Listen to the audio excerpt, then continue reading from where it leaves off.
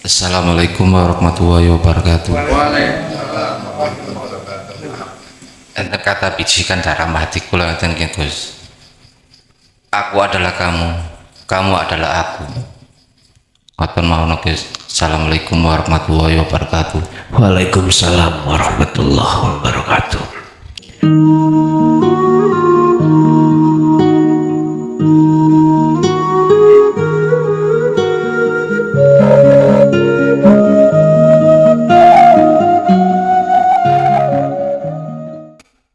Bapak Ibu hadirin jamaah rahimakumullah. Memang kita sadari ada yang mengatakan tidak mudah. Ruhaniyah untuk mencapai makrifat pada Allah itu gak mudah. Mengapa tidak mudah? Karena di dalam hati seorang itu, ruhaniyah itu ada sifat basariyah, Pak. Yang di dalam sifat basariyah itu Allah kasih ujian lewat nafsu yang selalu mengajak lalai pada Allah. Itulah diantara nafsiyah dan amarah. Siapa tatkala ruhaniyah itu terkuasai sifat basariyah, sampak budak boten saged. Ngerti sampak budak Pak ya? Sampak budak kui oleh suluk nggak akan bisa musul datang Allah. Boro-boro suluk ya. Kebanyakan manusia itu tidak mau ruhaniyahnya itu tatkala dikasih ajaran untuk suluk kholwat yang benar nggak mau. A'anzartahum am lam tundirhum la yu'minun. Nggak percaya. Mengapa? Sebab kebanyakan ruhaniyah manusia itu condongnya itu terhadap kebutuhan dunia. Itu persoalannya. Sehingga ketika saat Allah menghadirkan fatwa yang di dalam fatwa itu yang mengandung qad tabayyana rusdu minal ghayy,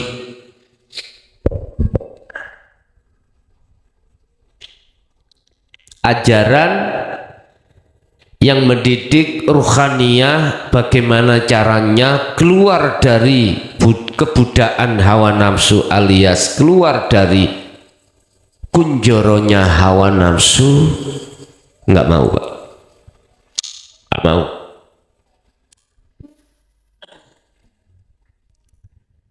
Tatkala dia dihadirkan fatwa atau ajaran yang membebaskan ruh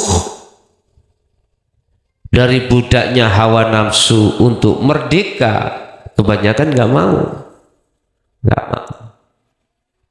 Kalau sudah dia tidak mau tetap, maka otomatis Allah mengunci ruhaniyah kita itu dengan apa Pak? Panggah tetap dengan urusan-urusan yang disenangi oleh nafsu itu. Laksana cara jenengan sugih tambah nemen sugih. Iku caranya Allah menutup. Kalau jenengan ngalim tambah nemen ngalime. Iku caranya Allah menutup. Kalau jenengan iki viral di viral nemen, iku caranya Allah menutup. Kalau jenengan pengikutnya itu asalnya 5 ditambah sampai 1000. Ikut caranya Allah. Tapi ini tidak berlaku untuk panjenengan yang sudah menerima ajaran dinul haq, sekaligus bagaimana caranya untuk membuka hijab antara ruh dengan Allah. Tentunya ini tidak terlepas dari adzikru bisiril asrar, tidak terlepas. Jadi yang dimaksud kunci tadi, Allah mengunci hati hambanya tadi gak berlaku. Umpama jenengan pengikutnya tambah banyak, enggak ngefek, enggak jadi tutup, karena jenengan condongnya rohaniyah hanya pada Allah.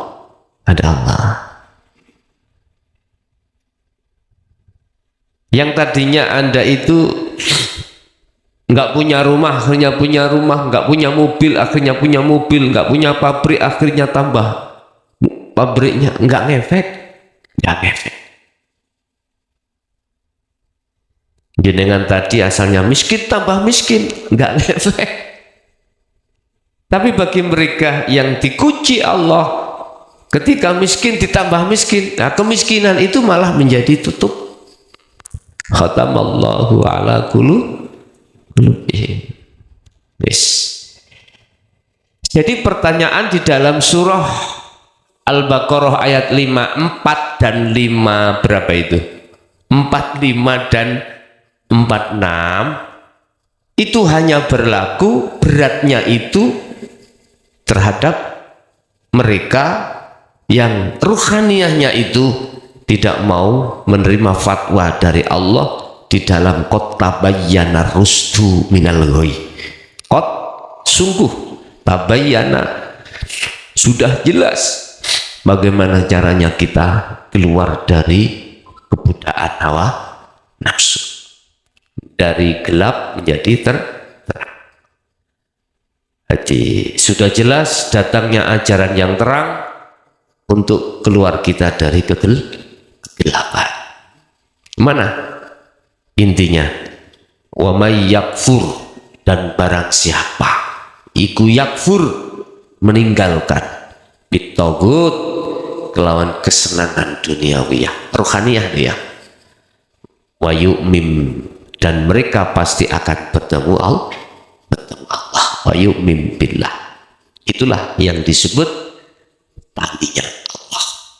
Nah, untuk sampai di situ maka ruhaniyah harus Pak memegang sirul asrar. Kalau tidak muhal. Makanya untuk malam hari ini nanti habis penjabaran materi dalam surah berapa tadi, ayat berapa? 45-46, nanti kita akan berbaiat, dan baiat itu bukan seperti di Thariqah. Thariqah sampean harus menghadap satu persatu, bila perlu dikongkon sujud. Kita dikongkon sujud. Dijanji sampean tidak boleh keluar dari apa aurat-aurat yang nantinya diberikan. Ya, kita tidak memiliki metode yang seperti itu, Pak. Saya cuman membukakan bagaimana caranya ruhaniyah untuk bisa jebol tutupnya ruh dengan Allah. Tentunya harus saya kasihkan sirul asrar, sehingga di situ disebut sebagai baiat bagi saya adalah menyambungkan talinya ruh terhadap Allah yang sudah keputus, sehingga ruh ini gampang lalai pada Allah, sehingga masuk di dalam surat apa itu yang mengatakan fawailul lil musallin alladzina hum an salatihim sahun. Lalai Pak. Jangankan kita di luar aktivitas sholat, di dalam sholat pun kita lalai. pada Allah. Sahun karena terputus tali sampean. Sejak kapan ruhaniyah iki terputus, Bapak Ibu? Sejak Anda sudah memasuki awal akil balik. Disitulah awal kita mengenal dengan kesenangan dunia. Sampai kapan? Berapa tahun? Ya itu urusan kita masing-masing, Pak. Urusan kita masing-masing. Apakah sampai 23 tahun, 25 tahun, itu tergantung. Anda kalau tersambung kembali, dia akan mengamalkan maksud di dalam surah Al-Baqarah 256. Ini 256. Jadi saya katakan qad tabayyana rusdu minal ghayy. Isi ajaran yang dituangkan Allah lewat Rasulullah Muhammad sallallahu alaihi wasallam, di situ adalah betul-betul ajaran yang membebaskan ruhanmu dari belenggunya hawa nafsu. Akhirnya panjenengan berlaku untuk meninggalkan kesenangan dunia. Tentunya Pak, jenengan harus disambungkan dulu. Bahasa thariqah di baiat katanya. Jadi kami, makna dari baiat itu bukan satu perjanjian, enggak. Justru kalau menurut bahasa hakikat dan makrifat, baiat adalah menyadarkan ruhaniyahmu yang selama ini kita buat dolim pada Allah. Akhirnya sadarlah, muncul nafsu lawamah untuk minta ampun pada Allah. Wa yaghfir lakum dzunubakum, dan Allah akan mengampuninya. Lantas mutmainah muncul dalam rohaniyah itu, mengajak rohaniyahmu untuk mendekat dan bertemu Allah. Bapak Ibu hadirin jamaah,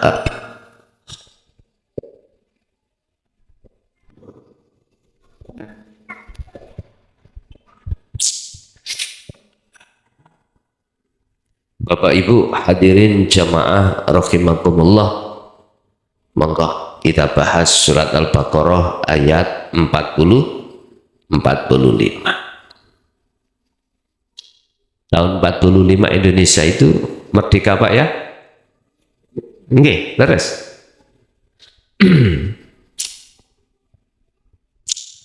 Wasta'inu danyuwa njaluk tulung sira kabeh.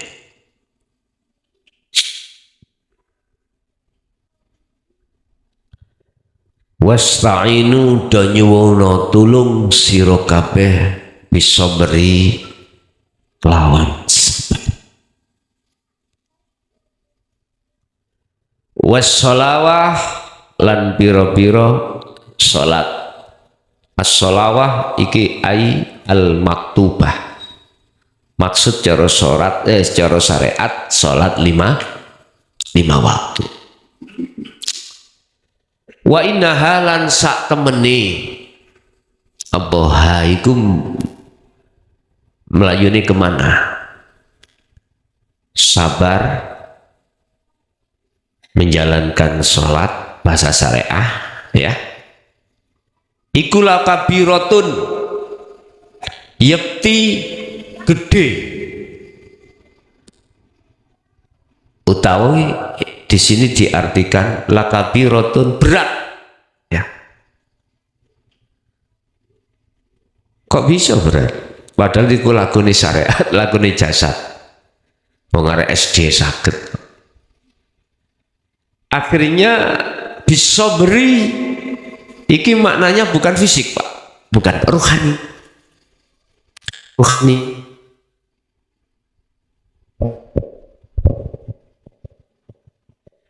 Tuku bekas lagi.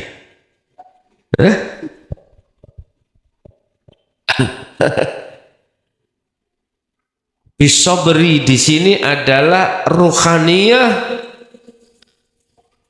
ketika saat menghadapi apa yang dihadapkan Allah qobdi dan pasti, ruhaniyah itu harus mandang Allah. Kalau tidak mandang Allah, mohon maaf Pak, nafsiyah iki akan muncul dan amarah.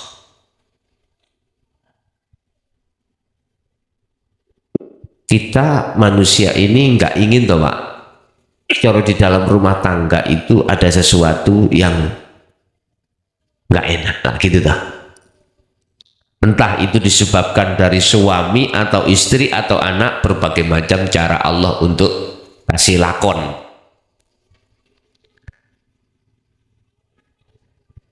Tatkala kita rohaniyah dikuasai basyariah, otomatis berat Pak. Nggak bisa sabar, nggak bisa. Akhirnya apa ujung-ujungnya yang muncul? Amarah. Itu pasti. Tapi bagi kita yang sudah memegang fatwa ajaran dinul haq dari Allah, itu kita diharapkan untuk melihat Allahnya, tidak melihat makhluk yang berupa perkara yang nggak cocok miturut manusiawiyah. Entah harus sampean iku mau karena apa tah, moh masak, moh resik-resik turu penggaweane, umbah-umbah ragelem. Biasanya tidak seperti itu.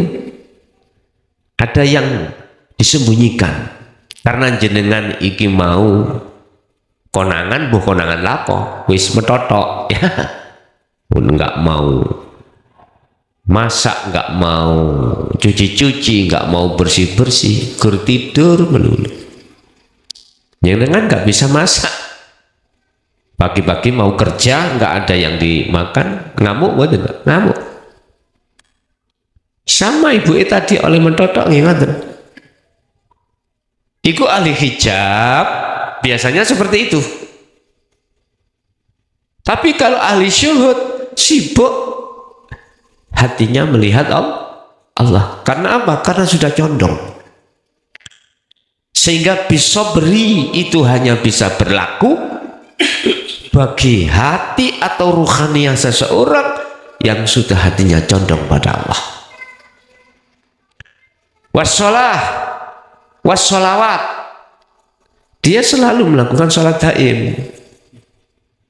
Kan tadi tingkatannya sholat pertama ada sahun ya, sholat apa Pak?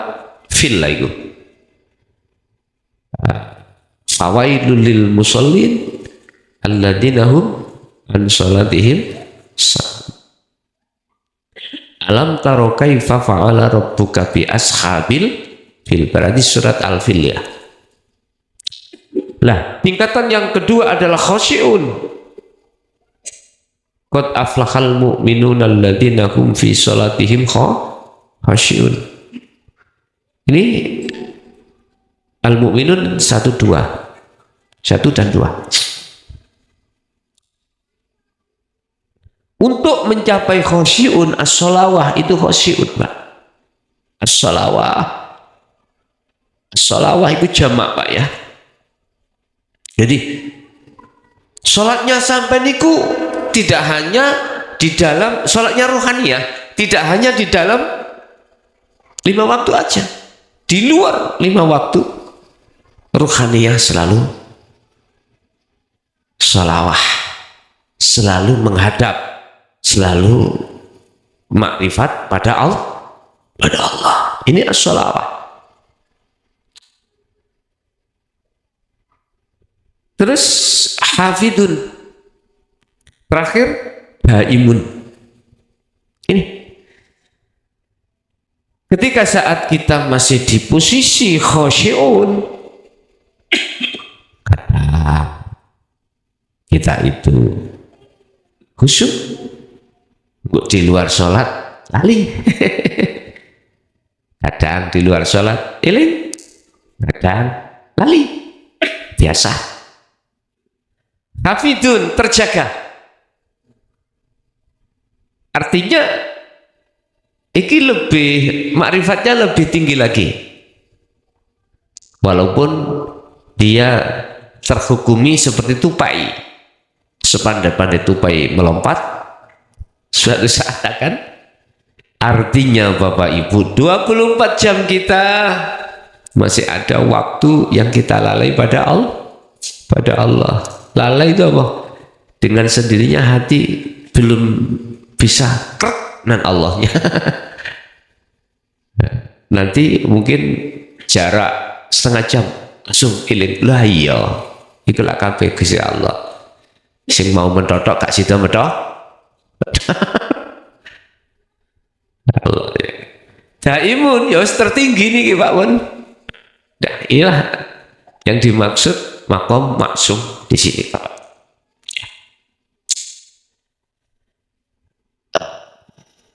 Wa inna halan, sesungguhnya untuk mencapai makrifat sholat yang khusyuk, ya, dan seterusnya, wa innaha ikulah kabiratun, berat. Buat siapa berat? Buat ahli hijab saja lah, fakot. Buat kita pada saat dulu belum mau menerima ajaran Rasulullah di jalur dinul haq. Jadi nggak ada nilai sholat kita itu di mata Allah, nggak ada nilai. Apalagi amaliyah selain sholat, bayo sampean ruh. Ini enggak Pak, nang sampah ini apa jenis? Nang TPA itu, tempat pembuang kan sampah ini lah, apa itu jenis? Sampah ini loh Pak. Tempat sampah ini apa jenis ini kok? Kotoran TPA ya, kotoran tok gitu. Gini ikut. Duniawi aja ini kok. Aslinya ya ini kok. Jadi amaliyah kita yang tadinya baik sholat, zakat, puasa, haji, laksana sampah itu. Mengapa saya katakan sampah? Saya hanya mengkritik loh Pak ini ya. Saya nggak menyalahkan jenengan, enggak. Saya kasih tahu ini sampah. Manakala ruhaniyahmu itu tidak ma'rifat pada Allah. Berarti bagi satu hamba yang ketika melakukan amal, apakah sholatnya, apakah di luar sholatnya, apapun Pak, tidak akan menjadikan sampah manakala disertai ruhaniyah makrifat pada Allah. Nah, caranya piye? Caranya bagaimana kita bisa menyertai makrifat? Inilah Pak ya, yang ku maksud mukanya rohaniah itu dari zikir sirul asrar. Udah, ini nggak bisa dibantah. Sebab di dalam sirul asrar niku ada syu'aul basyirah, pancaran nur makrifat pada Allah, di mana rohaniahmu itu sudah tidak mau lagi beriman terhadap selain Allah. Masalahnya kita sebelum ada di situ iman kita ngawur Pak, macam-macam. Iman itu apa sih? Percaya. Satu contoh, kalau niki ngelak Pak, angsal minum nggih, angsal nih, jangan monggo ini.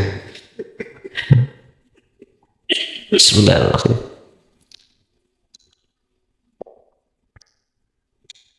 Ini iman yang nggak benar, contoh ini. Habis saya minum, ngelaknya hilang. Baik. Terus ruhaniyah saya itu beriman dan percaya, hilangnya rasa dahaga itu disebabkan karena air ini. Ini iman yang ngawur. Pol ngawur. Loh, kita dulu seperti itu Pak. Siapa sih masa iman kok sawat? Oh yoi bauin. Karena jenengan tahu yang masa ibunya. Otomatis Anda yakin gitu. Ruhaniyah sampean iku akan membentuk satu keyakinan bahwasanya enak iseng masa iku karena seorang istri lah gitu deh. Tapi satu sisi lain kita nggak sadar ruhaniyah kalau pada dalam istri itu siapa?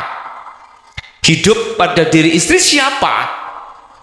Berhubung kita belum mengenal dinul haq, pembukaannya di Sirul Asrar, sampai kapanpun nggih mboten saged sampean tahu cengleh-cengleh nur makrifati terhadap seorang mboten saged.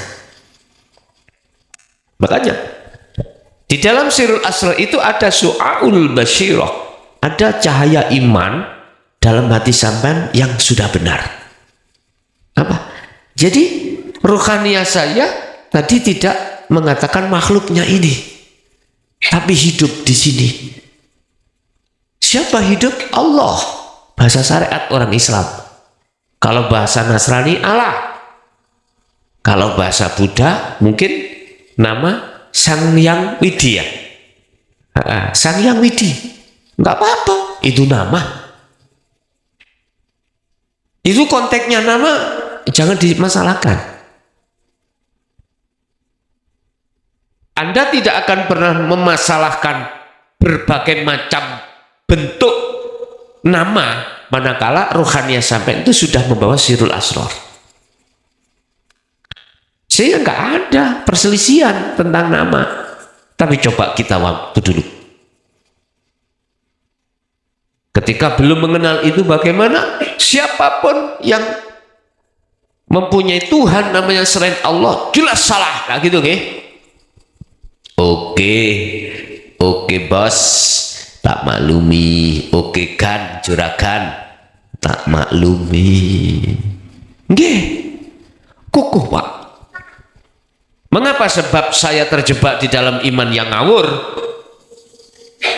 Ingat, nafsiyah dan amarah, terutama nafsiyah, bisikkan terhadap akal supaya jatuhnya iman itu di akal, diberikan tahu akal terhadap ruh imano yen saktemene ilangi ngelak tadi adalah sebab akibatnya yang menjadikan hilang itu minum air.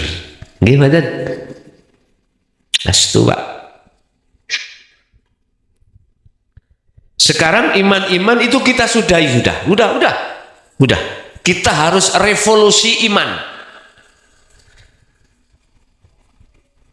Inilah Bapak Ibu yang ku maksud dalam satu ayat surat apa kemarin saya lupa. Ani budullaha waztanibut taghut. Ani budu do mareko, do madepo, do ndeloko, melihatlah, sama menghadaplah, sama sujudlah, sama makrifatlah Allah ing hidup. Ini tadi ya, hidup. Wastanibu, dan jauhi, menjauhlah kau dari iman at-taghut. Ing taghut itu ya iki wae tadi, air tadi. Lah, untuk mencapai temriku berat di mereka yang masih nggak mau menerima dinul haq. Wis titik. Berat, Pak. Makanya kita melakukan sholat dengan khusyuk berat. Wa innaha lakabiratun illa 'alal khashiin. Karena di belakang illa 'alal khashiin. Kecuali gak berat itu bagi mereka yang sudah bisa, yang sudah ditaruh Allah sholatnya khusyuk. Selain kita yang sholatnya sahut tadi Pak Nyon Sewu ya, wis ta kita nggih ngalami mesti ngamuk-ngamuk ning ati ganjel. Sinten sih Pak, siapa yang tidak marah? Bisnis kita ada yang ngerusak. Contoh, sampai tadinya jualan minyak, kita taruh tangga-tangga belum. Pelanggan sampean luar biasa Pak ya. Wis, asal kita nggak punya sepeda, akhirnya bisa punya sepeda karena jenengan termasuk agen, ya agen.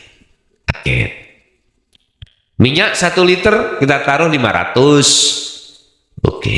Pelanggan sampai 2 tahun sampai bisa beli mobil karena laba yang kita lakukan dalam bek murtabek tadi apa? Jual beli. Habis itu 3 tahunnya tetangga sampean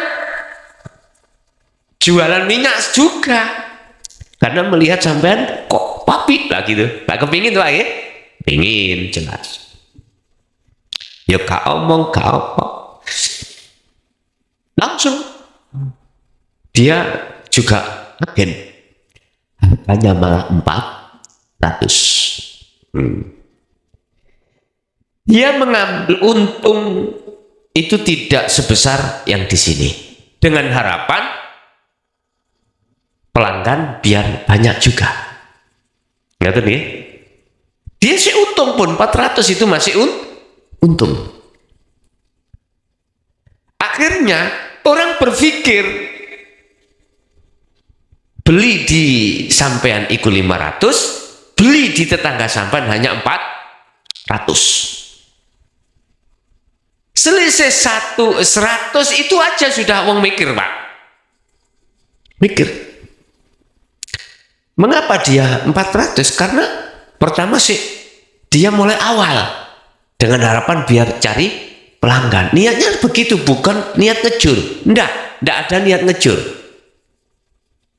Berjalan 1 tahun mesti jenengan dua pikiran menuduh ngejur sampean. Padahal nggak punya niat ngejur. Dia niatnya dagang, terus memberikan harga 400, itu sudah untung dia. Tapi kita mengatakan mesti ngejur karena harganya di bawah lah gitu toh. Tujuan kita seperti itu. Oke. Aku kepingin tahu, jenengan gak hasud, gak keting kepingin tahu. Ayo, masih alimo kaya apa kuwi bendina kumpulan kaji. Ayo, belum nggih. Estu Pak. Masih tah sampeyan iku sapa masjid ora tau mulih bar mari magrib wis gak mulih Pak nutukno isak Quran sing diwaca. Wis ta pengin roh koplokmu masih miti toyo apa sik uring-uring gak terima. Hasud yang terjadi nantinya wis kemana ke sana.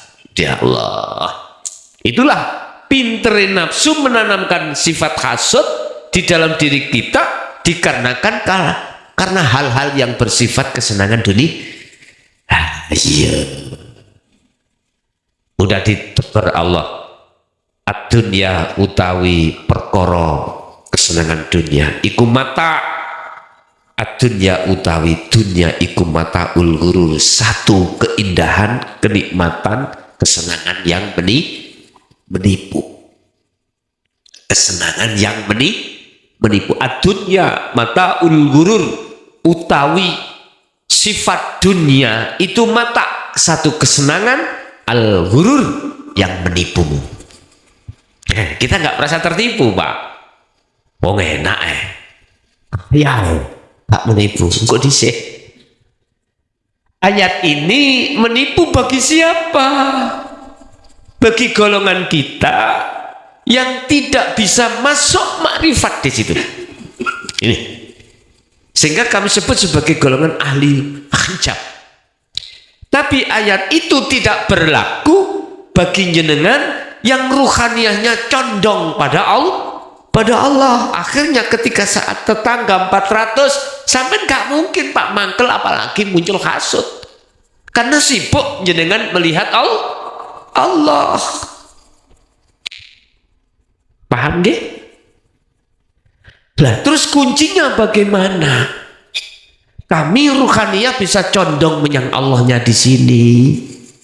Sekali lagi saya katakan, saudaraku yang ada di syariat atau yang sudah di thariqah, sudah tiap saat dan waktu mewadifahkan atau mengistiqomahkan zikir yang sudah diajarkan oleh mursyid kita, dari jahri ke sirri atau zikir ismudzat, keluar masuk harus mengucap Allahu Allah.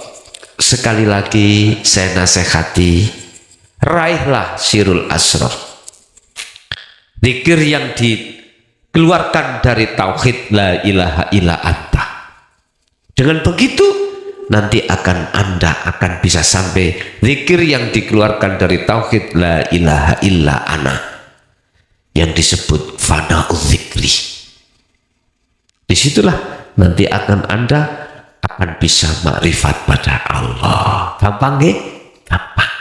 Mudah bagi orang yang khusyuk ruhaniyah sudah makrifat ketika saat menerima takdir yang seperti ini tadi, jualan tadi loh Pak.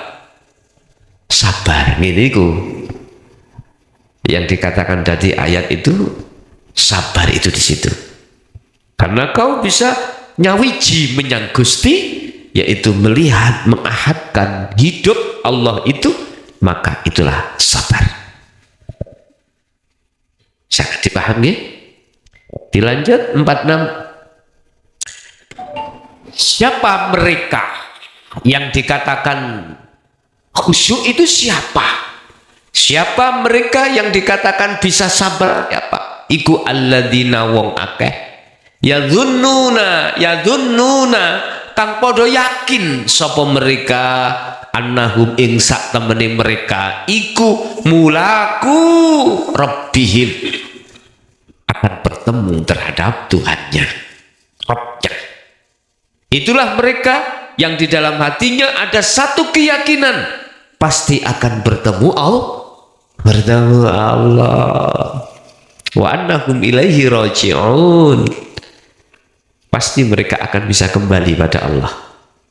Kembali berarti makrifat, ya, ruhaniyah ini. Ini sebagai dasar, ayat ini sebagai hujah terhadap ahli syuhud, bahwasanya beliau tidak akan pernah ragu kalau hatinya itu bisa ketemu Allah. Guys, kuncinya di sirul asrar, ya. Mengapa Allah menaruh su'aul basyirah dalam hati sampean? Karena sampean sudah mau menerima, ajaran dinul haq ini, ajaran yang merevolusi iman kita tadi, yang asalnya imanku itu terhadap makhluk rupa air, sekarang direvolusi, diubah. Ruhaniyah imannya hanya pada Allah. Ini sebuah contoh aja loh Pak ya. Padahal sampean di depan sampean banyak contoh-contoh.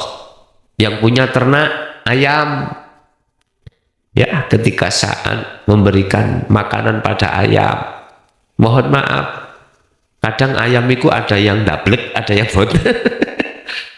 Ono sing nyengit maneh, apalagi yang anaknya itu Pak ya, apa? Ngomong anak ini. Babon sing ngomong anake sampeyan dei dikabluk sampean, akhirnya gocer, jenengan makrifat nang Allah nggak mungkin marah. Ibu oleh ibu sebabnya kita tidak mau kembali pada Allah. Alladzina yadunnuna annahum mulaku rabbihim, beliau-beliau yang sudah dalam hatinya ada nur makrifat Su'aul basyirah, Allah meletakkan nur makrifat itu, akhirnya iman sampean itu tidak beriman terhadap makhluk, tapi beriman hanya hidup yang berperan. Akhirnya sampean muncul husnudzon datang Allah. Nyapa ya Gusti Allah ngablu aku. Sama Ketin Mbak Ketin kan sakit Pak. Kadang sampean nek gak langsung delok Allah, cari Kanjeng Lawang jelas sampean. Nggih ya? Esnu Allah ya karim. Engko nek diantem teman mate sing getun sampe dhewe. Sinten sing ngomong arek cilik-cilik niku ayo. Itulah nafsu menampakkan terhadap diri kita. Allah ya karim. Inilah orang jenengan sudah sampai pada Allah, sifat basirah dalam diri jenengan yang dipegangkan Allah itu akan bangun. Tadi kan sifat basariah, ini sifat basirah. Dalam sifat basirah ada nafsu lawam, lawamah dengan mutmainnah. Nanti anteng ya Tuhan nafsul dikatakan mutmainnah, jiwa yang damai, ruhaniyah yang anteng. Karena apa? Ala bidzikrillahi tatmainnul qulub. Karena selalu istiqomah, terus menerus zikir disebut, zikir dilakoni. Yang kumaksud zikir itu asirul asrar, tanpa ucap lafadznya atau namanya, tanpa. Bapak Ibu hadirin jamaah rahimakumullah. Jadi nanti niki mau dicet di PAT iki live apa mboten? Gus. Mboten. Mboten nggih. Nah, saya manut mawon. Nggih, dadi mengke kita PA tapi nanti langsung kita live kita tutup dulu. Tapi kita masuk pada tanya jawab apa sing kula sampaikan tadi terkait masalah Al-Baqarah pinten 4546. Oke. Ada yang tanya atau yang lainnya? Kami persilahkan. Monggo. Ngapunten Gus. Assalamualaikum warahmatullahi wabarakatuh. Dari apa yang ditanyakan tadi, memang kalau kita tidak makrifat sungguh sangat berat sekali.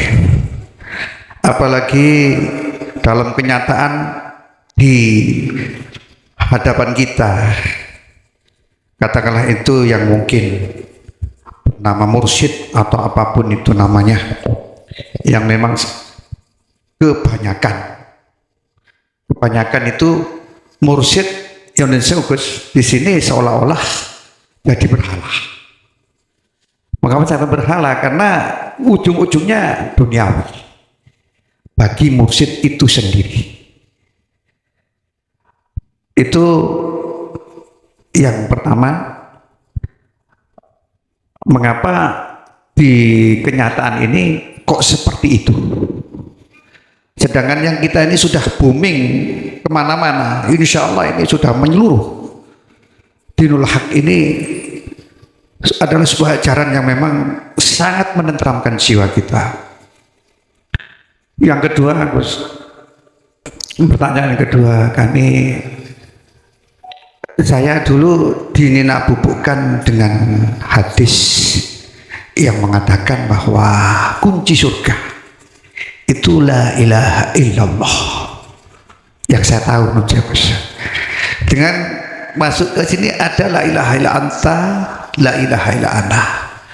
Apakah dalam hadis Kanjeng Nabi itu tidak ada yang mengarah ke sana selain la ilaha illallah? Saya kenal dulu la ilaha illallah kunci surga itu, terus mantep kayak gitu.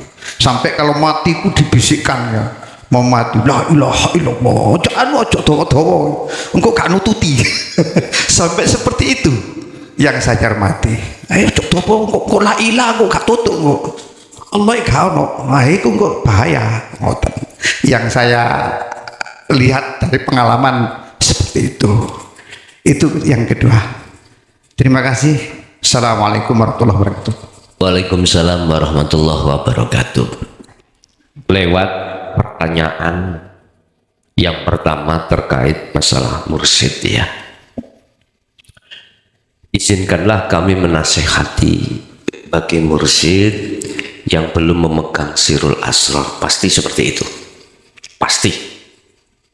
Siapapun kita, ya, apapun status kita, kalau belum memegang sirul asrar, pasti muter ujungnya dunia. Makanya lewat medsos ini saya nasihati terhadap saudaraku yang miturut umum sudah disebut mursyid. Tolong kau membawa umat yang banyak. Sungguh, kau ajak kemana umatmu? Ini sudah sebagai rumus dan kunci. Siapapun kita belum mendapatkan sirul asrar, pasti, saya tidak mengatakan insya Allah,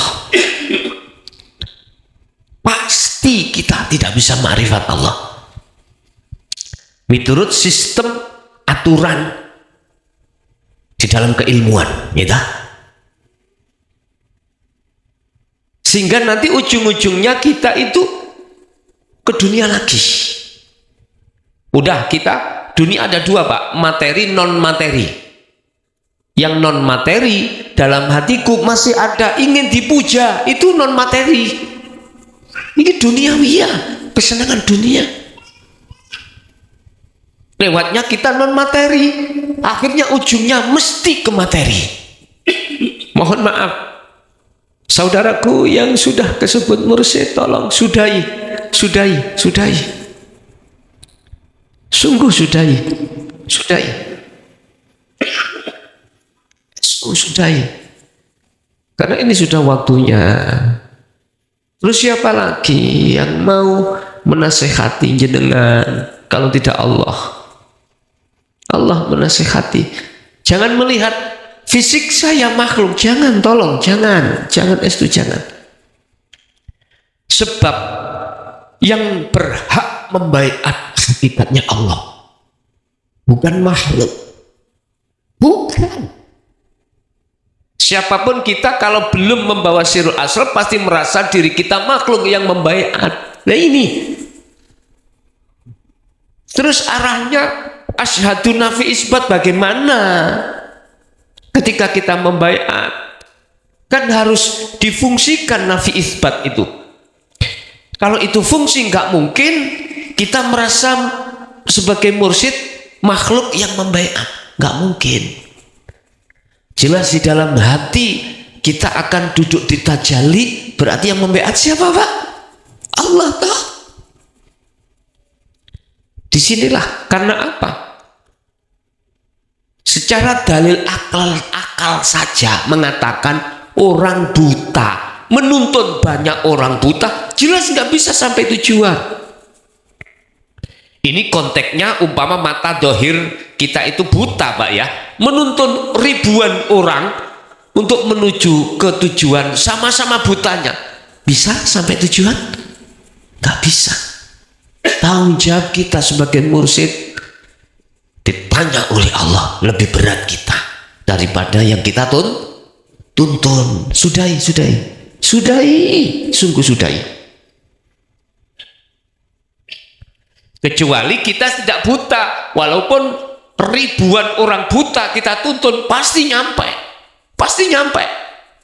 pada satu tujuan. Caranya bagaimana? Gampang toh. Ya seperti kita ngirim bebek nih loh Pak, tahu bebek? Ya kudu ngelumpuk, sofu, ngumpul loh. Zam,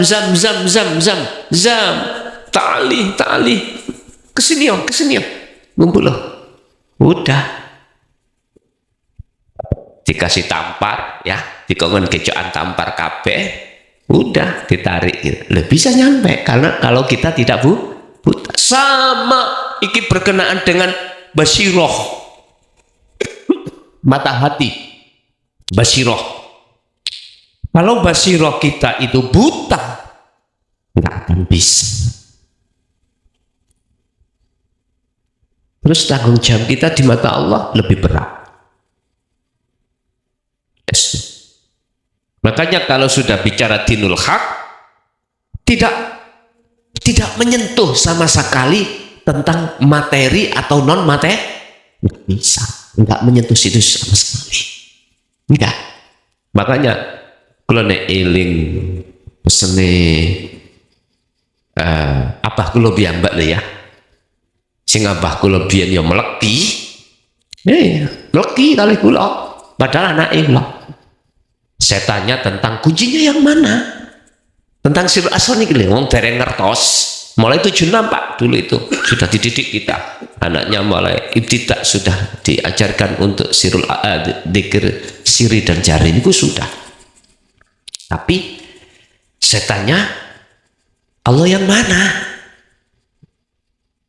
Nggak pernah dibuka, cari sendiri gitu Loh, ketika saat Allah sudah mentakdirkan bertemu sirul asrar, tak taskhihkan. Loh, kau kok sudah tahu? Ya iki. Terus saya tanya, mengapa jenengan kok mboten buka di sini? Ternyata jawabnya ada dua, Pak. Apa? Kui cek ngerti soro. Biar mau riyadhah bil azkar, bir riyadhati wal azkar. 1, 2. Apa alasannya? Si mbahmu biyen yang ngono aku tuh kok mbahmu biyen yang ngono. Lah, iku sempat berpikir Pak saya pada saat itu. Puluhan tahun Pak, mboten hanya setahun, 2 tahun, puluhan tahun. Ya udah, di situ ternyata saya pikir, mengapa ya ini dirahasiakan? Padahal ini tahu kalau kebenaran. Mestinya kebenaran itu harus dibuka lagi tuh. Akhirnya tahun 2006 Pak. 2005 2006. Dari perpikiran kayak ngoten niku, setelah kami juga melaksanakan seperti apa yang diajarkan abah saya sendiri. Selama 5 tahun ya sama, aku ya seperti itu, biar kau tahu soroh lah gitu. Terus masuk 2005 saya berpikir, dengan pengalaman 5 tahun itu jamaah saya tanya, paham? Boten. Orang ngerti? Boten. Ya, terus piye? Akhirnya muncul Pak dalam diri saya dengan bahasa, walaupun ini nggak punya etika ya, etika pada Allah. Ya Allah, kalau seperti ini kapan majunya? Artinya, tolong kasih izin pada saya untuk menjelaskan sirul asrar, gitu loh maksud saya. Yang selama ini, kalau ini kebenaran, mengapa harus ditutup-tutupi? Bahasa kasar ini Pak. Jawabannya titik singkat. Kalau kau mau dipotong lehermu, udah Pak, aku boleh ingat Al-Halad, aku ingat Sayyidina Ali, Hasan Hussein, aku ingat di Indonesia saya Siti Jenar, memunculkan la ilaha illa ana, ini loh, udah, bahasa syariat saya muncul, nggak apa-apa demi umat. Oke, akhirnya itu saya diperintahkan untuk pergi ke Mekah ini. Di Makom Ibrahim muncullah satu petunjuk, millata Ibrahim Hanifah. Kau akan bisa melaksanakan ini kalau duduk di sini. Itu surat Al-Baqarah Pak, ayat 13 berapa itu? 135 atau gimana? Millata Ibrahim Hanifah. Hati harus condong kepada ketauhidan seperti nenek moyang kita Nabi Ibrahim. Baru di situ muncul perintah nanti. Akhirnya pulang dari haji, saya sebetulnya gak haji Pak, ke sana itu layangan. Jangan tanya, Saya berangkat koper itu isinya bukan baju Pak, layangan penuh. Tahu layangan ya? Layangan. Layang-layang ya Pak. Bahkan kurang saya kerdusi, sempat di embarkasi Surabaya ditolak. Padahal yang ngurus itu adalah jamaah yang eksis di dalam ini. Di sana ada jamaah yang menjadi pejabat di sana, nggak bisa.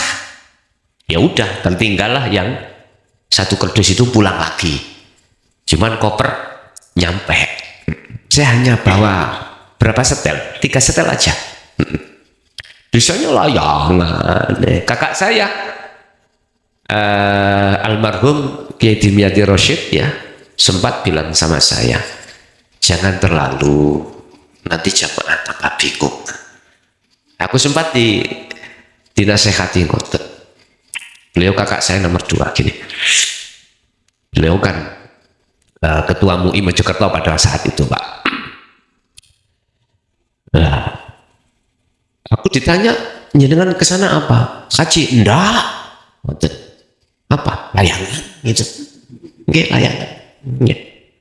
Tapi secara syar'i saya juga melaksanakan rukun haji dan umroh. Cuma tetap nggak layangan. Habis menunaikan umroh, tawaf misalnya, oh boleh layangan itu, boleh. Nah, jamaah yang dalam satu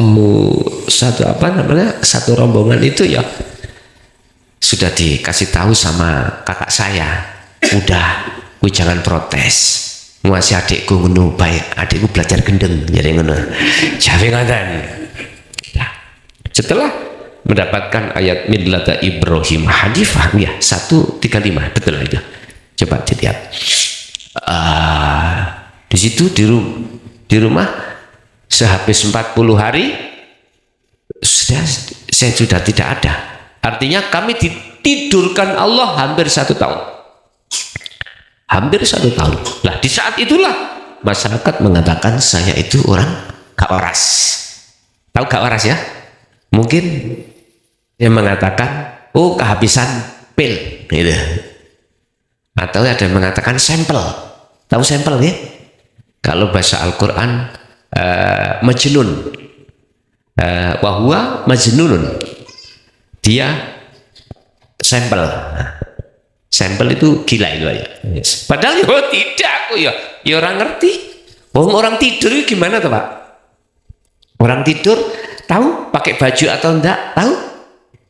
Tidur yang tidak pernah mimpi. Piye? Tidur yang enggak mimpi, piye? Tahu apa Anda? Kan tidur ada 2. Ada tidur itu mimpi. Jadi merasa melihat apa gitu nih.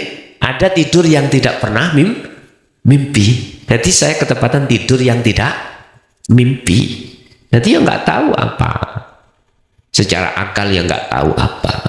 Nah, orang seperti itu saya tanya, wajib sholat enggak secara syariat? Tidak wajib.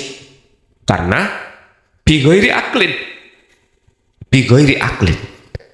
Akalnya tidak fungsi. Udah. Habis itu ya itu. Akhirnya sampai saat itulah saya berani menyampaikan dinul haq, khususnya kunci kemusyahadah sirul asrar, mengikuti surat Al-Hijr ayat 94 sampai 99. Al-Hijr 94 sampai 99. Bagaimana ketika Rasulullah itu menyampaikan dinul haq di tengah-tengah umum itu ternyata perang. Tapi apa yang terjadi imbasnya? Rasulullah sempat dalam benaknya itu sempit dikarenakan mayoritas umat tidak mau menerima. Ini resikonya. Sampai dalam ayat lain, mereka yang tidak mau menerima ajaran Rasulullah itu menuduh Muhammad itu tukang sihir. Apa yang dia berikan itu karena akal-akal Muhammad. Min jinnah, Muhammad itu mantan orang edan. Yo, mantan tuh awak dhewe kan? Mantan. Enggak apa-apa edan nang Allah nyampean enggak masalah. Tapi nek edan nek bojone tangga iki lho sing bermasalah. Janganlah, Bos. Kuwi lho arepe bongko yoan. Gitu Bu ya. Tapi kita nggak bisa menghindari itu Pak. Alat manakala rohaniah kita tidak condong pada Allah. Karena kita secara manusiawi ya, ini ono wong lanang, ketok wong wedok ayu, entah di bojo enggak nek gak seneng gak normal ya. Nggih mboten? Iya. Gak normal. Tapi nek condong sampai terhadap Allah jatuhnya lain lagi, Pak. Lain lagi ini persoalannya. Terus di situ dalam ayat Al-Hijr itu sampai kapan ketika kita sudah mendapatkan Sirul Asra? Surat yang ayat yang terakhir 99 dikatakan sampai mati Rasulullah selalu berkholwat terus. Dikala beliau di tengah sahabat bekerja, dia kholwat. Jadi kholwat itu tidak hanya dilakukan, mohon maaf, di tempat yang sama, tur juga harus sepi dari orang ndak. Mohon maaf. Ya. Selama ini kita mendengarkan kholwat itu harus satu tempat ini, harus ke sini, khusus di sini. Entah 1 bulan 7 hari. Enggak, Pak. Apa sih tujuan kholwat?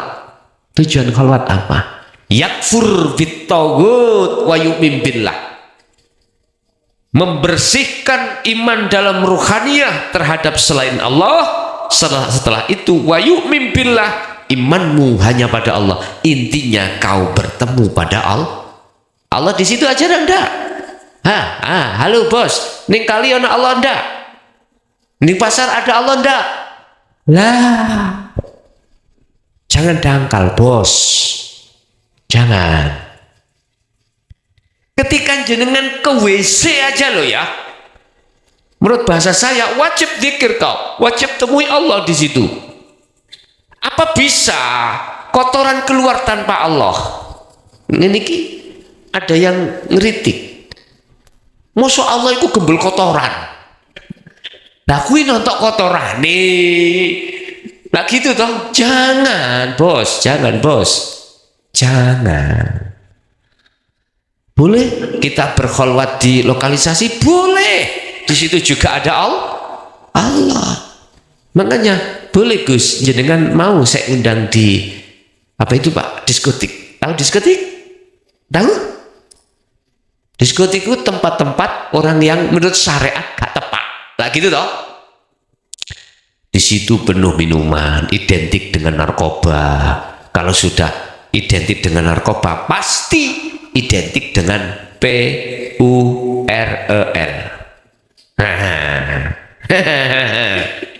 Loh, sampean kok tahu mlebu aku iki, Bos?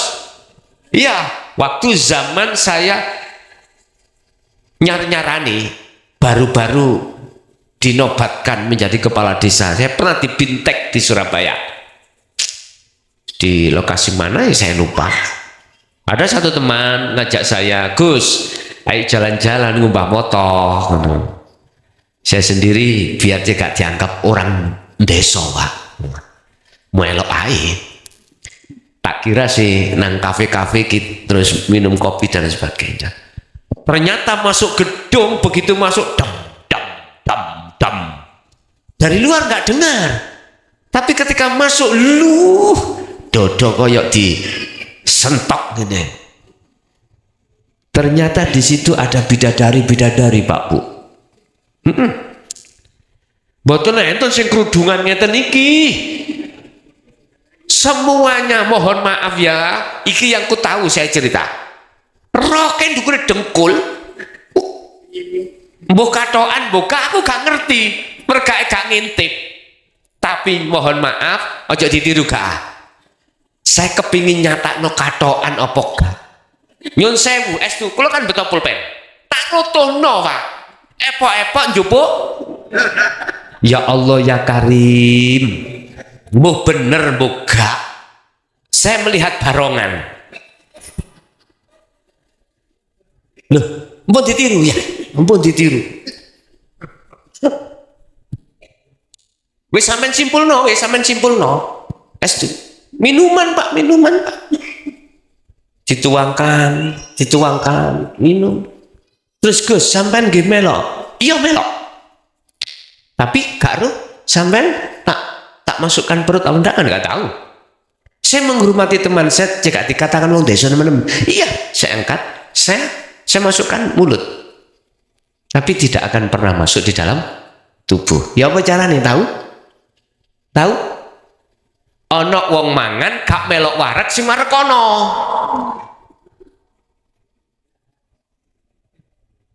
Paham ya? Nggak pernah, nggak mau saya kemasukan hal-hal yang khomer ini nggak mau. Bukan berarti saya geding nggak ya, geding nggak. Saya ngambil hukum di mana sekiranya hablum nanas saya dengan teman saya itu tidak apa-apa, cekak sok alim, sok opo lah enggak. Jadi mereka nggak pernah nguyuh, sing nguyuh penonton.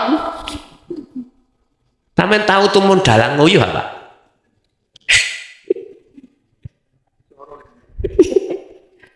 Lakoni lak leren kuliah.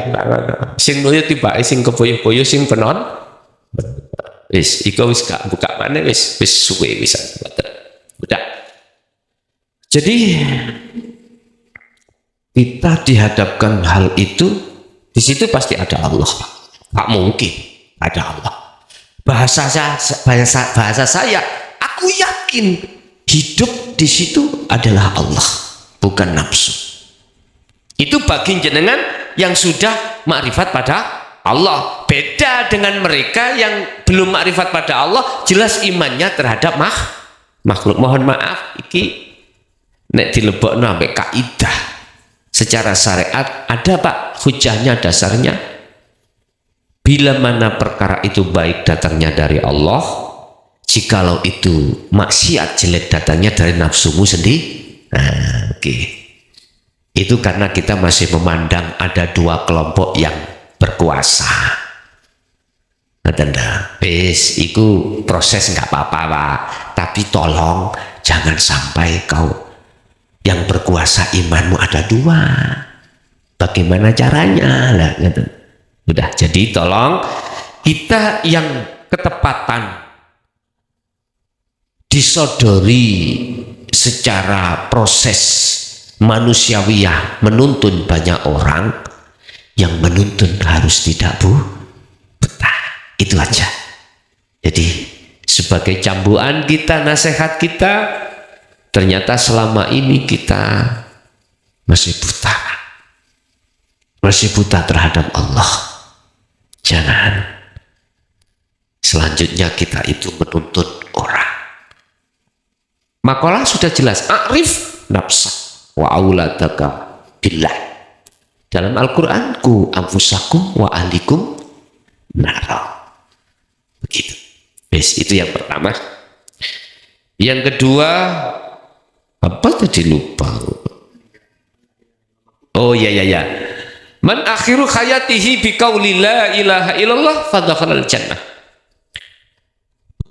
Biqauli diucapkan, siapa yang mengucapkan? Yuk lihat kita memakai kacamata mana? Kacamata min apa plus? Kalau kacamata syariah, biqauli itu di lisan, ya. Biqauli itu bilisan. Makanya mengapa kita bimbing la ilaha illallah. Oh kedawan Allah hai. Kok baik gak nutut ya. Allah. Oke. Jadi hadis ini kalau dipandang secara syar'i, biqauli itu maksudnya adalah bil lisan. Bil lisan, lisan dohir ini. Tapi kalau kita memakai kacamata hakikat beda Pak. Bukan itu. Biqauli la ilaha illallah ini maksudnya adalah dengan rohaniyah. Manusia jasmani dan rohani. Loh, kok bisa rohani? Aku tanya, yang kembali pada Allah jasad apa ruh? Ya jelas ruh lah Pak. Jasad kita dari tanah kembali ke tanah. Ruhaniyah kita innalillah dari Allah wa inna ilaihi rajiun. Inilah ada ajaran sangkan paraning dumadi. Ajaran ini ilmu sejati, jenengan jangan remehkan itu. Itu gagasan para aulia Allah pada saat dulu. Zaman, mohon maaf, orang Jawa ini gak kenal tentang Quran, gak kenal. Bahasa lain gak kenal, bahasanya itu Jawa. Akhirnya beliau gagas bagaimana ajaran ruhaniyah ini bisa diterima oleh orang Jawa. Akhirnya kejawen itu terkenal. Jangan sok nuduh ngawur ya jenengan. Estu. Di situ ada ajaran bagaimana budi luhur. Ya toh? Mudah. Ini sebetulnya kalau boleh saya katakan, ini rumusan beliau-beliau memakai pendidikan rohani yang didahulukan itu. Wa'budullaha wa la tusyriku billah. Ini rohaniyah dulu. Beliau dulu itu rohaniyah. Berarti nek cara saiki hakikat yang dipentingkan. Nah. Cuman diterjemahkan dengan nama bahasa Jawa. Di Kalimantan, di Sulawesi dengan bahasa mereka sendiri. Yang kesemuanya itu pendidikan rohaniyah dinul haq. Dinul haq. Akhirnya apa? Sehingga ketika sudah pengajaran para ulama-ulama syariah ke Indonesia, ada di Jawa, ahli kitab kuat, tertindas ajaran rohaniyah itu. Tertindas, mohon maaf. Makanya tabi'in ada yang as-solihin, ada yang tidak. Sama. Sebetulnya itu Pak, ketika saat zaman yang kita belum diletakkan di situ, sifatnya pemaksaan. Ya Rasul niki mengatakan radikal itu ayah. Kalau tidak bendera saya gak benar. Kalau sholat gak kunut gak sah. Gih? Gih betul? Saudara kita yang punya hujah imam sendiri tanpa kunut tersinggung. Sampai kapan? Perbedaan atau gesekan umat ini sampai kapan? Dijawab sampai di mana ruhaniyahnya sudah menerima ajaran dinul haq, baru nggak ada gegeran. Sehingga kuwi lho kunut sapa sing genahno kunut, sing gak kadek kunut sapa sing genahno sing gak kadek kunut, sing oleh tahlil ning kuno sapa sing berperan, sing oleh tahlil sing gak oleh tahlil ya sapa. Kalau sudah umat itu merujuk, nah merucutnya itu di situ di dinul haq, udah Pak, nggak ada geger. Akhirnya bacaan jalan terus, mulutan terus, enak toh? Gak mulutan terus sama, wan. Indah Pak. Ya gak gampang nuduh orang karena hatinya sibuk condong hanya pada. Jadi yang dimaksud biqauli itu adalah ruhaniyah membaca la ilaha illallah, bukan bacaannya itu. Apa fungsinya? Nafi isbat. Nafi di la ilaha, tidak beriman selain Allah, tidak, sudah isbat menetapkan imannya hanya pada Allah. Itulah Pak maksud daripada ketika saat beliau di Gua Hiro bersama salah satu sahabat itu takut karena di luar Gua Hiro itu orang kafir ngepung, ya, dia ketakutan. Akhirnya kanjeng Nabi dawuh, kita tidak berdua tapi bertiga. Siapa? Allah. Kita. Ini ngomong proses loh Pak ya. Kan zaman ketika saat beliau Rasulullah dikejar ulang kafir Quraisy mau dibunuh, akhirnya masuk gua Hiro, terus ditutuplah oleh laba-laba. Nah gitu toh. Secara akal mereka yang mengejar pimpinannya gak mungkin masuk sini. Tapi kemana Muhammad klebete untuk ini mange? Pertanyaan. Kalau masuk jelas rusak. Nah gitu dah. Yang namanya rumahnya laba-laba itu jelas karena diterombol. Akal, mereka menggunakan akal. Akhirnya, gini aja, kita nggak usah masuk, barangkali di dalam ada makhluk buas gimana? Pakai kerikil. Kalau buk, berarti ada orangnya. Kalau nggak buk, itu berarti nggak ada orangnya. Delalah waktu kerikil jatuh itu mengenai gigi. Jadi gak buk Pak. Akhirnya dia itu meyakini nggak ada orang. Udah tinggalkan. Begitu cara Allah menyelamatkan. Karena pada saat itu dinul haq ini kan kena tindas. Tindas. Ajaran Rasulullah kena tindas. Bapak Ibu, jadi yang dimaksud biqauli la ilaha illallah dari kacamata hakikat adalah perilaku amalia ruhaniyah. Yang ruhaniyah itu makrifat pada Allah, nafi isbat itu tadi. Nah, hal itu bisa jadi teraplikasi di dalam jasmani mengucapkan la ilaha illallah. Matan. Kadang Allah kadang nggak ngucap loh Pak. Lesan nggak ngucap. Beliau itu ketika sakaratul maut ada yang nggak ngucap. Tapi ruhaniyah yang kembali pada Allah di situ. Jadi tolong nanti sirul asroh jaga, karena itulah yang menentukan rohaniyahmu bisa kembali dan tidaknya pada Allah. Oke. Ada lagi?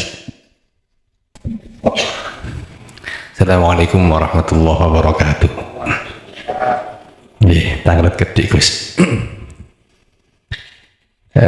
Kula singen yen nate baiat thariqah. Tapi sebelum derek thariqah niku pripun pendunungan tauhid. Nah, pas mantun niku pun pendunungan kula. Pendunungan tauhidnya sudah nggih sifat 20 niku. Kangge tanteng pendunungan itu kan nggak ada trik-trik tertentu untuk menuju itu, kita harus masuk sendiri. Ya. Kalau di thariqah kan ada trik-trik tertentu. Kalau masuk tengah itu ternyata Gus mau tibeat tidak malah tenang, antara hati tabrak terus. Sebelumnya saya itu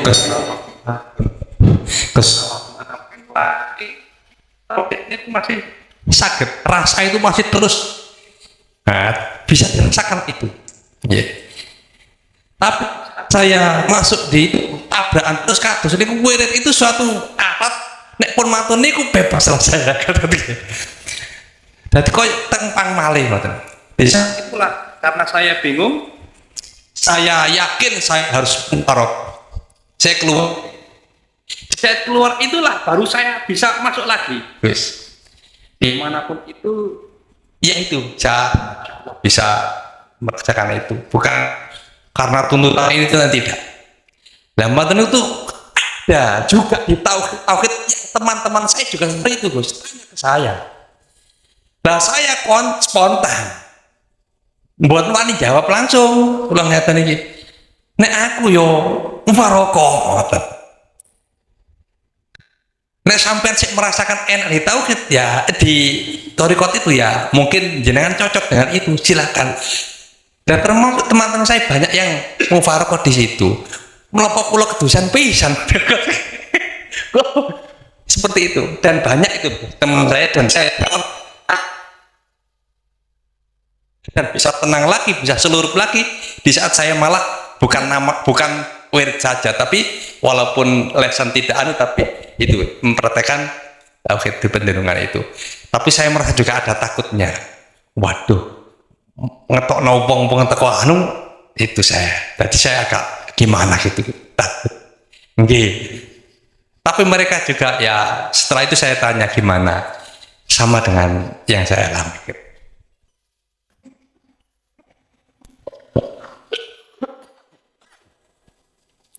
Ketika pendunungan tauhid lebih-lebih di dalam sifat-sifat Allah itu ya, itu kadang memakai media, kadang-kadang entah media gelas, media apa. Kita ditanya dulu, siapa? Bisakah kau? Masihkah kau membedakan antara di dalam gelas dan di luar gelas? Biasanya gitu. Untuk pendunungan tauhid kadang-kadang memakai media seperti itu. Habis itu kita di backup. Mohon maaf, semua apa yang telah kita terima dari beliau-beliau itu, kalau bersumber awalnya itu dari la ilaha illa anta wa ana, aku yakin ruhaniyah jenengan itu nanti tidak menemukan, tidak mengalami kegusyaran dan ketakutan, akan tetapi justru akan menambah satu kedamaian. Manakala pesan-pesan mursyid jenengan itu jenengan lampai. Apa pesannya? Hanya satu kok. Rasulullah itu siapapun Rasul ya, diperintah Allah itu karena dasar satu tok. Ngeluruske, murnekke, memurnikan penyembahan, memurnikan keimanan yang asalnya iman kita itu selain daripada hidup itu dimurnekke. Mungkin dibuka di dalam Al-Anbiya ayat 25. Seluruh rasul itu wajib untuk mendunungkan. Nah, mendunungkan bahasa Indonesia apa? Menjelaskan, menguraikan terhadap umatnya tentang la ilaha illa ana. Menurut surat Al-Anbiya 25 di situ. Supaya apa? Supaya ketika antak budallaha ka'annaka taroh, minimal kata Rasul, supaya penyembahannya itu benar. Makanya setelah ana fa'budun, supaya jatuhnya ruhaniyah itu terhadap Allah tidak salah ya, konteksnya iman, biar enggak salah, ada di situ. Lah, ketika saat sampean iku merasa diri sampean iku kayak mengeluarkan seperti teman-teman, apakah bersalah? Ya dengan kedah husnudzon mawon. Apa husnudzon sampean bisanya seperti itu, akhirnya teman-teman itu seperti itu karena Allah. Itu aja pun cek menjadikan rohaniyah sampean kali kula iki berandai-andai dan terbelit di dalam rasa bersalah. Sama dengan kita sekarang sudah mengenal dinul haq ini, bagaimana dulu? Jangan dipikir kesalahan itu. Kan sudah dikatakan, yuhibbukumullah wa yaghfir lakum dzunubakum wallahu ghafurur rahim. Ali Imran 31. Jikalau kau sudah meletakkan cintamu, imanmu terhadap selain Allah tadi, karena kau mengikuti aku, kata Rasul, yuhibbukumullah. Cintamu diterima Allah. Berarti penghadapanmu, imanmu sudah benar. Terus bagaimana kesalahanku selama ini bercinta pada selain Allah? Jangan khawatir. Quran ini ngomong Allah. Wa yaghfir lakum dzunubakum. Udah diampuni. Diampuni sudah. Sebab Allah utawi Gusti Allah iku ghafurun rahim. Jadi dengan begitu jenengan tidak terbebani merasa bersalah kemarin itu. Karena sudah dihapus oleh Allah. Sekarang ke depan kita tata untuk melakukan iman penyembahan yang benar di sisa-sisa umur kita. Tinggal berapa tahun? Ada rakoi. Dirahasiakan Allah ini di situ. Gak ada yang tahu. Dirahasiakan Allah.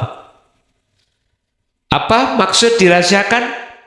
Supaya kita wad'u ila rabbik, lekas kembali pada Allah setelah kita minggat lama.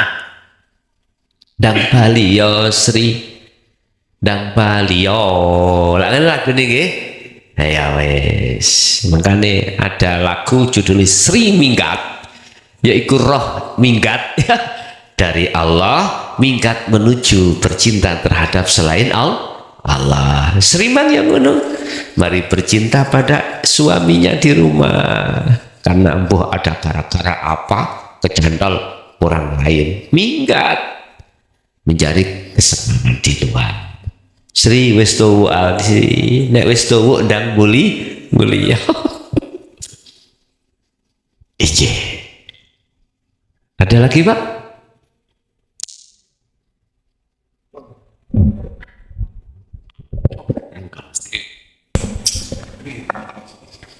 Assalamualaikum warahmatullahi wabarakatuh.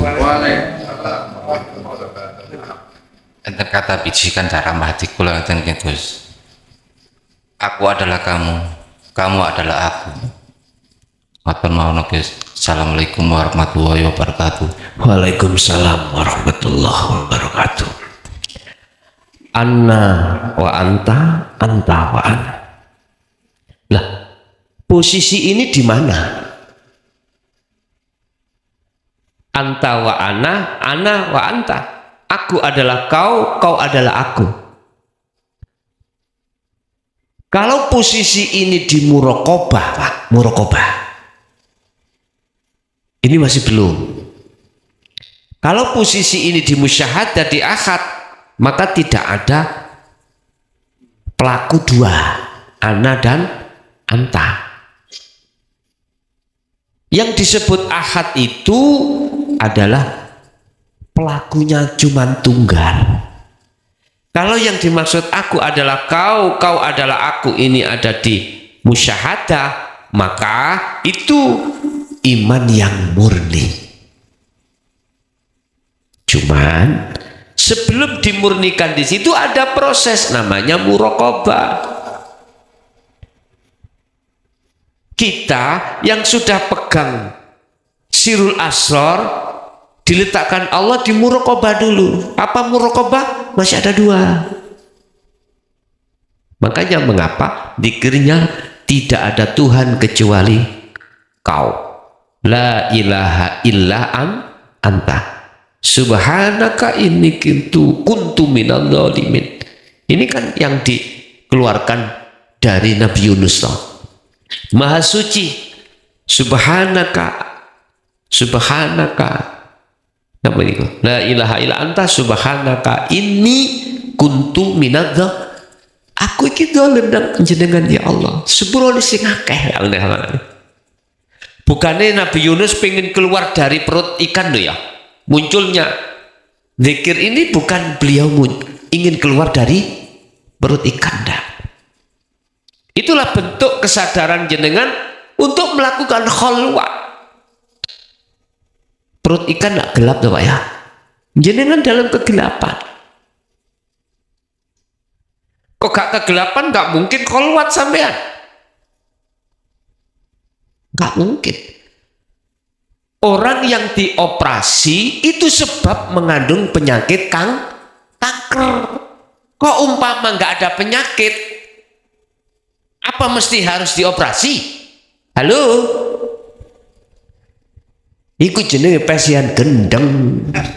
Budal nang rumah sakit, tolong sampean operasi kanker kula jero. Yang namanya dokter ada istilah diagnosa Pak ya. Diagnosa dulu. Didiagnosa enggak ada. Kok jenengan minta dioperasi? Yes, pokoknya dioperasi dok. Berapapun 1 juta tak bayar. Diagnosa sudah hasilnya nggak ada. Wong dokter ini ke mata duiten, dilakoni aja Pak. Dioperasi berarti dokter ini melok gen. Karena kita duit bang apa 100 juta. Wis bapak sing penting tak belek dek gak ngerti.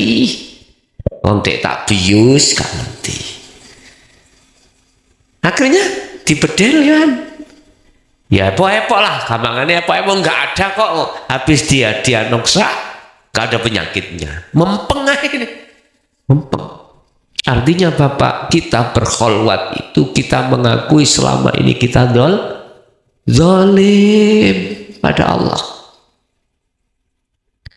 Dengan begitu maka kedzaliman wa yaghfir lakum dzunubakum. Kalau Nabi Adam itu ngene. Fatalaqqa Adamu mir rabbi kalimatin. Dia menerima kalimat. Kalimat itu pertama adalah ilmu, dua kholwat, uzlah. Kholwat itulah kalimat. Fataba alaih. Allah menerima tobatnya. Nabi Yunus diterima tobatnya. Secara syariat dikeluarkan dari perut ikan. Ya. Artinya kita berkholwat yang namanya kotoran-kotoran hati dibersihkan oleh Allah. Ada sistemnya, ada Pak ya, ada. Nanti saya jelaskan setelah nanti. Ada sistemnya. Setelah itu barulah bertemu Allah di situ. Jadi khalwat itu wajib, uzlah zuhud wajib bagi ruhaniyah yang menginginkan bertemu Allah. Itu sebagai syarat. Wa man kana yarju liqa'a rabbi, barang siapa yang ingin bertemu Tuhannya Allah, pertama falyamal amalan shalihan. Al-Kahfi ayat yang terakhir. Harus melakukan khalwat. Ini perilaku rohaninya, bukan juga jasmania, karena yang menghadap itu adalah rohaniya. Kedua, syarat kedua, wala yusyrik bi ibadati rabbi ahada. Ketika khalwat solo, lepasan saliyane makhluk, saliyane Allah. Boleh wasilah Anda wasilah Anda berkhalwat ketika saat itu robitoh ada terhadap makhluk. Kalau itu secara jasmani haram, ruhaniyahmu itu ke makhluk robitohmu. Dalam robitoh umumnya kan gini Pak, menghadirkan wajahnya guru ya terhadap kita, yang dengan alasan kita bisanya sampai pada Allah lewat guru itu makhluk. Nggih, mohon maaf ya nek karambol ngribon dus ngene. Aku tanya, sampai bidik langsung nang bolongan tanpa ngribon, dominan mlebu sindi langsung. Sekarang tak tanya, sampai pengen langsung apa ngeribon? Hah? Wis nek langsung ayatnya tadi wala yusyrik bi ibadati rabbih ahada. Kau akan bisa sampai ke ahad manakala ruhaniyahmu itu robitohnya hanya pada hidup. Di mana hidup? Kan ada di guru jenengan, ada diri jenengan, di luar jenengan, lah gitu tak? Artinya Bapak silakan jenengan wasilah terhadap siapapun silakan. Mungkin lebih aman. Niki kula njukuk langsung mawon gak kadek ngribon lho ya. Lebih aman. Enggak kau sebut itu nama.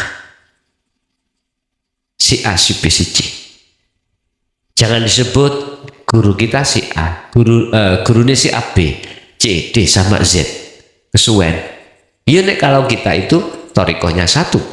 Wong kula niku torikoh iku kewatah. Nggih, mlebu metu. Hanya satu untuk mencari sirul asrar. Gini aja. Sebelum jenengan khalwat wasilah silakan. Nek bahasa kula yang kula lakoni khususon semua kekasih Allah Al-Fatihah. Sing mati lan sing durung mati yo katut kabeh. Wis gak nyebut nama saya. Gak kekasih Allah. Betul.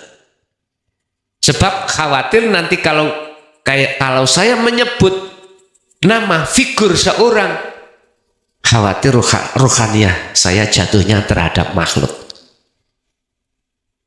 Rasulullah sendiri mengatakan, jangan kau puja-puji sembah aku, puja-pujilah siapa yang ku sembah. Innama ana basarum mithlukum. Lah ini Rasulullah sendiri ini dalam Al-Quran diingatkan oleh Allah untuk mengatakan hal ini. Katakan Muhammad, kul innama ana basarum mithlukum. Kau itu juga manusia. Katakan pada umatmu. Dikatakan Pak, sesungguhnya saya ini sama dengan kau. Sama makhluknya, sama manusia. Sebab itu jangan kau puja-puji sembah aku. Robitohmu ojo nang aku. Pada siapa? Pada siapa yang ku sembah. Siapa? Inni wajjahtu wajhiya lilladzi fatoros samawa fatoros Pak. Ladzi. Siapa ladzi? Hidup. Siapa hidup? Itulah laisa kamislihi syai'un. Siapa Allah? Allah itu nama Alladzi. Siapa Alladzi? Hidup. Hidup itu siapa? Wis. Kau tidak bisa nyebut kalau substansinya di situ. Bukan aku Muhammad, bukan. Ini Rasulullah. Tapi bila mana setelah Rasulullah ada yang mengukuhkan terhadap dirinya yang harus dipuja, saya kurang sependapat. Mohon maaf ya, saya nggak nyalahkan tapi kurang sependapat jikalau kita bicara iman yang murni. Wala yusyrik, jangan kau menyekutukan Allah ketika saat kau beribadah khalwat itu dengan yang lain. Wes, kau kalau menyekutukan sampai buta ya, gigimu sampai habis, nggak akan bisa usul. Paham maksudku sampai giginya habis? Sama tuwek itu Pak.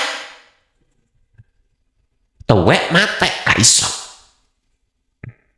Mohon maaf. Tapi tatkala jenengan sudah megang fungsi daripada sirul asrar, inilah yang tidak akan robitoh terhadap selain Allah. Aku hanya sekedar nasihati Pak ya. Tidak untuk merusak aturan di dalamnya. Enggak. Nasihati saya, nasihati aja. Kapan lagi dan siapa lagi? Cuman mohon maaf, kontradiksi yang mengkat saya, membenci dan menghina tidak sedikit Pak. Tapi tetap saya berkomitmen selama Allah menyuruh diri saya di dunia menggelar itu tetap saya gelar.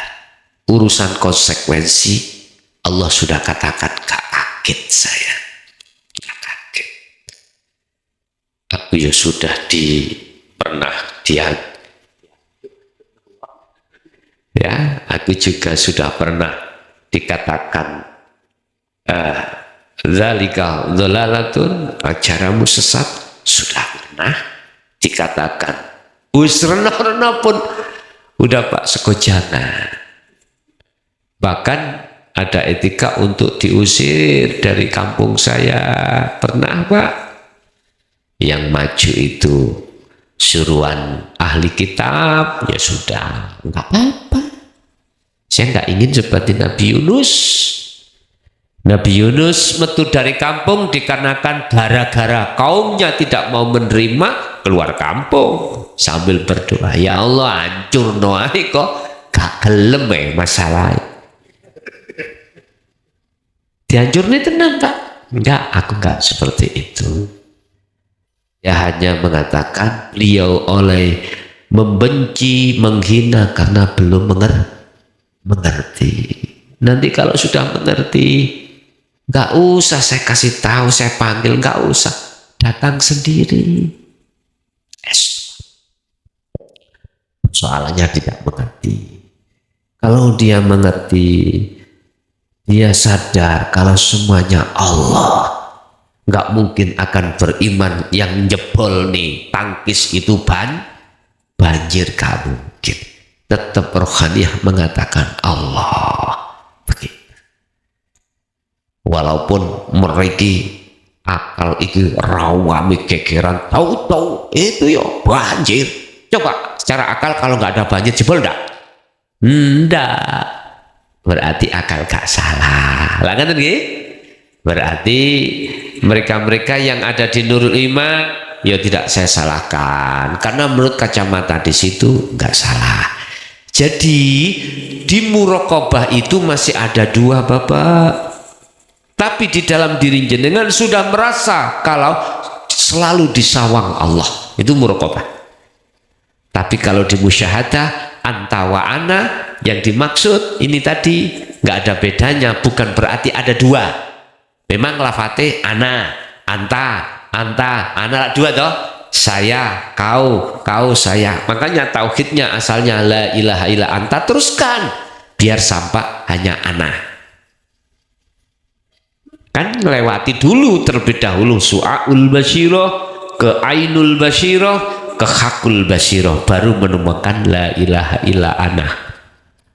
Anda akan bergelora di dalam dirimu keanaan Allah setelah Anda itu telah menghilangkan anaan diri Anda. Anda ingin tahu yang ada? Siapa Pak yang ada Pak? Allah tak? Kita itu makhluk ada enggak asalnya?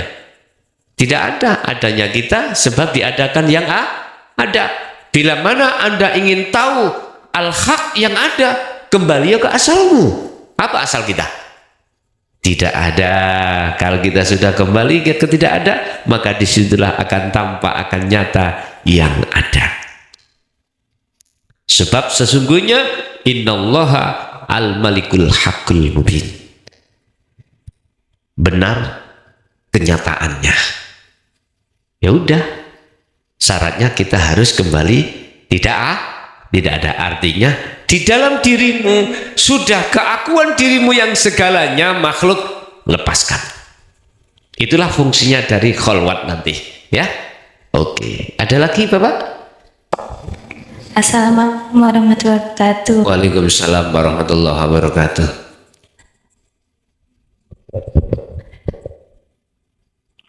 Pakai mixing kabel ini pedot-pedot ini.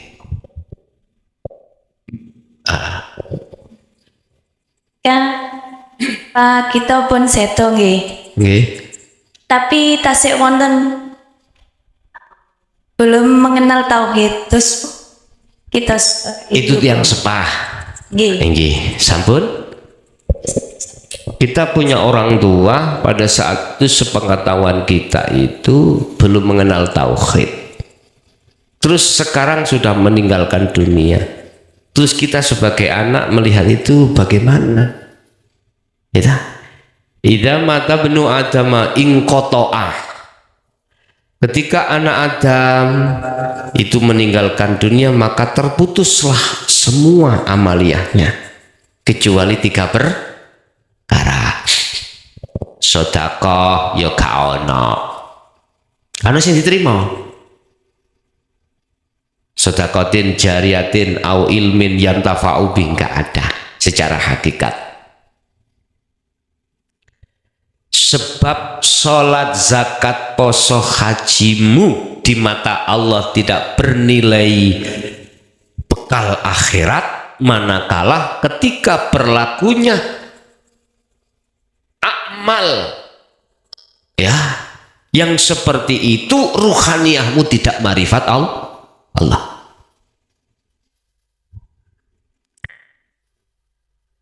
Zong.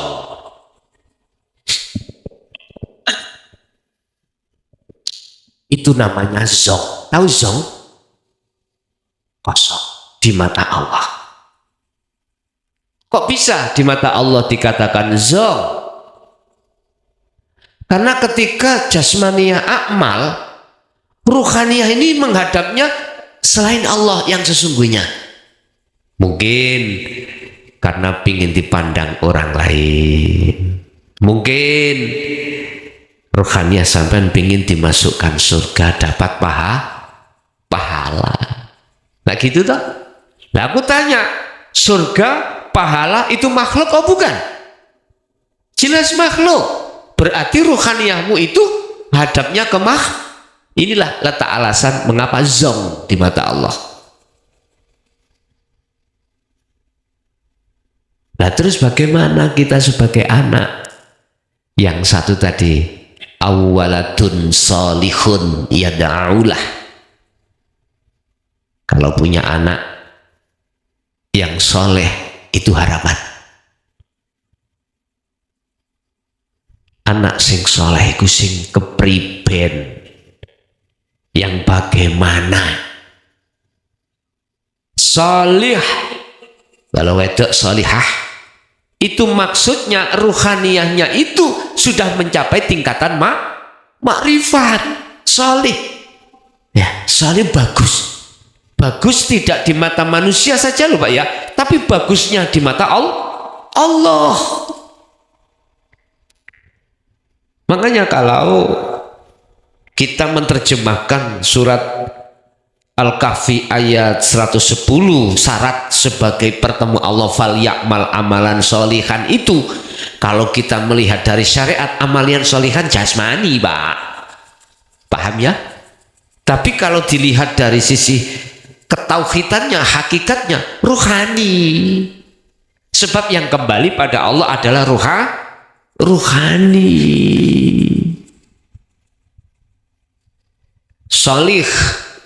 Solih yang mana?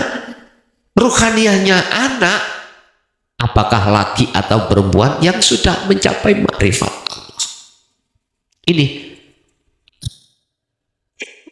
yang dimaksud hadis anak soleh. Yada'ulah itu secara umum kita mengartikan yang selalu mendoakan orang tua. Yada'ulah, kalau boleh saya maknani, memanggil. Oke, prosesnya berdoa.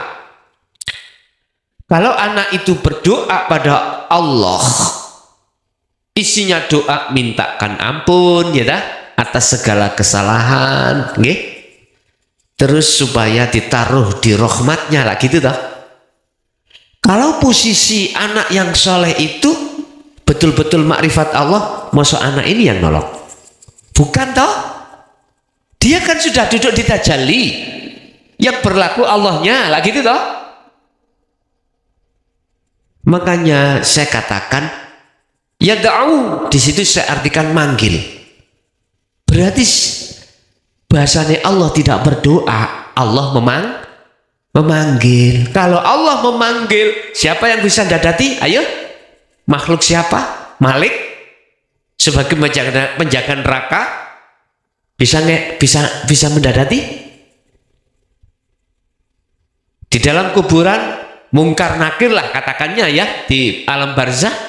Kalau Allah yang memanggil bisa bantah mungkar nakir? Al-haqqu laisa bimahjubin. Allah itu tidak bisa dihalangi.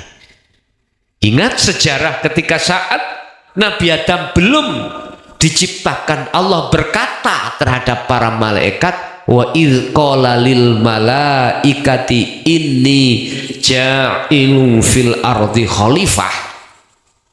Gara-gara ja'ilun fil ardi khalifah inilah Azazil gak setuju, karena Azazil merasa lebih baik. Malaikat itu penasehati malaikat Azazil yang terkenal disebut sebagai iblis, ya ikut gak setuju karena ada khalifah dijadikan pemimpin di atas merasa kegeser deh, nggak mau Pak. Sebab apa? Aba wastakbar wa kana mina kafirin. Ada sombong, rumangsa sugih, rumangsa alim, rumangsa apik dhewe, rumangsa soleh, mungguh menungso. Berarti sampe nek pengen tahu rupane iblis. Ayatnya kan ngomong Al-Baqarah 208, innahu sak temeni iblis lakum kedue sira kabeh kuwadun mungsuh mubinun kang pertelo nyoto. Pengin terus nyatani iblis? Yo raimu itu yang isih muncul, yo rai ini kita manusia itu sih muncul macam-macam takaburi karena nyon sewu, mohon maaf. Kita bertakabur karena ilmu, karena kita dikatakan wong ahli ibadah al-ubad, bisa jadi Pak, karena kita pangkat kita, harta kita, bisa itu. Bahkan mohon maaf ya, wis contone kula mawon, kula niki ngoco sret dandan Pak, tahu dandan nggih? Make upan alis tak pipi sing asale ku mbleber tak kerok ambek silet selirit kayak bulan ya. Wis kula bengesan ning kono ku tes, di dalam hati ada rasa sifat jamal keakuan kita. Jadi kita kabur, berarti ya kuwi iblis. Ketok nyoto toh nggih? Lah di situ. Terus bagaimana jenengan sebagai anak yang salih dan saleh? Ya sudah. Koni lakukan secara syariat, hakikatmu, ruhaniyahmu itu kan pada Allah. Inilah yang dimaksud hadis tadi, yada'u awalatun salihun yada'ulah. Tapi ditarik kesimpulan, bukan anak itu yang menolong, tapi yang menolong adalah Allah. Makanya yada'u saya maknani manggil. Jenengan diceluk, diundang, bapak sampai diceluk Allah, ya fulan sini. Nggak bisa Pak, mungkar nakir iku ngurung di dalam alam barzah, nggak bisa. Makanya dua roh ketika meninggal tempatnya beda. Satu, wa min waroihim barzahun, karena ruhaniyahnya itu basirohnya buta, dimasukkan di dalam barzah. Yang satu karena rohaniyah basirohnya tidak buta, ketika saat Allah memanggil diletakkan di alam lahut. Siapa di situ? Merekalah para kekasih Allah. Udah kalau di sana siapa yang bisa menghadap? Nggak ada yang bisa menghalangi Allah, sebab al-haqqu laisa bimahjubin. Justru yang terhijabi, yang terhalang itu kita. Wa innamal mahjubu anta, antum. Yang terhijabi adalah yes, kita ini. Dihijabi dengan apa ya? Dan kembali kepada keterangan di depan tadi. Jadi itu Bu ya, cara supaya bisa tertolong arwah ruhnya orang tua kita yang pada saat itu masih masuk di dalam kebutaan pada Allah. Kita sebagai anak udah syariati lakonono lewat muncul opo terserah Fatihah opo piye, tapi ruhaniyahmu harus ada di makrifat Allah. Okay? Itulah apa yang disampaikan dan diberikan kita oleh Allah langsung terhadap kita. Semoga menjadi ilmu yang bermanfaat, barokah fi dini wa dunya wal akhirah. Lahumul Fatihah.